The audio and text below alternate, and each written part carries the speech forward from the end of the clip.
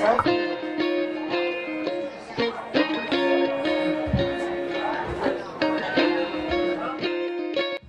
evening, everybody. Thank you very much for coming to our chat on artificial intelligence. Is there a ghost in the machine? Our panelists tonight are Jesse Damiani, who is an adjunct professor of immersive technology at UNH Manchester and the CEO of Galatea. And we also have Sabrina Osmany. Sabrina is doing her Ph.D. in artificial intelligence and computational design at Harvard. Why do we need artificial intelligence? If human intelligence is the highest form of intelligence, then why do we need this? Why do we need AI? The vast majority of the world lives in conditions that are far poorer than the ones that we live in. So the short answer is this. The short answer is there are lots of tasks that are laborious that are done by human beings today. That if automated, those kinds of services could be provided to lots of different people in the world who don't currently have the means to get it, right? I think it opens up a lot of opportunities to alleviate a lot of the suffering in the world. The understanding our species in macro will save us so much money and hardship. On a lighter note, AI also just makes things kind of fun in a lot of cool ways, like your Discover Weekly playlist on Spotify. And so there's a lot of really great things that come if there's not a downside of it being used against you to target you, which is very much the case right now.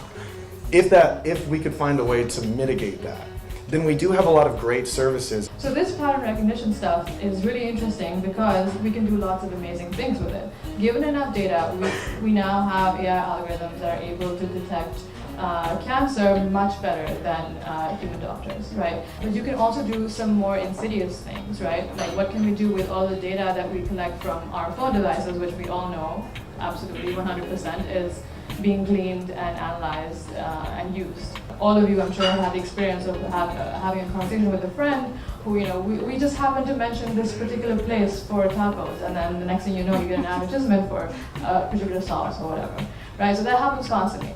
I think that is getting at a much more interesting and, from an ethical and moral standpoint, that is a more interesting question to ask than, is there something sentient coming to get us?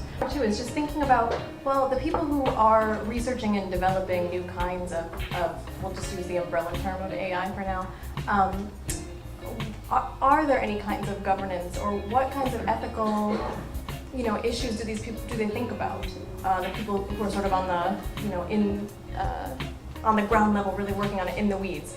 Are they considering privacy implications? Does that ever stop people's work? No.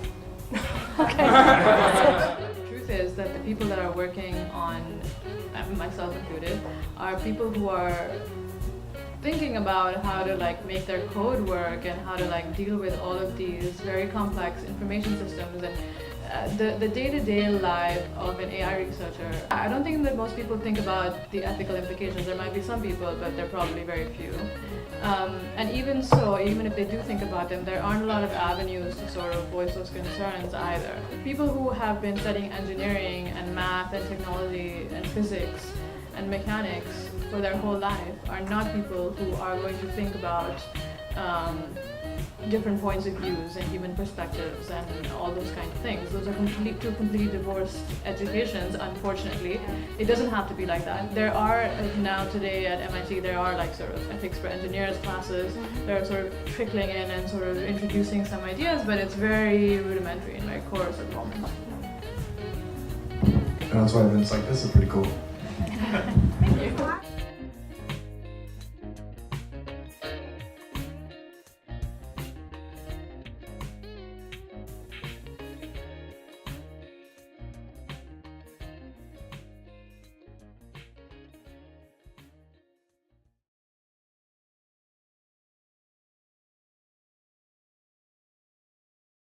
We're all going to start getting targeted ads for all of the things that we mentioned tonight.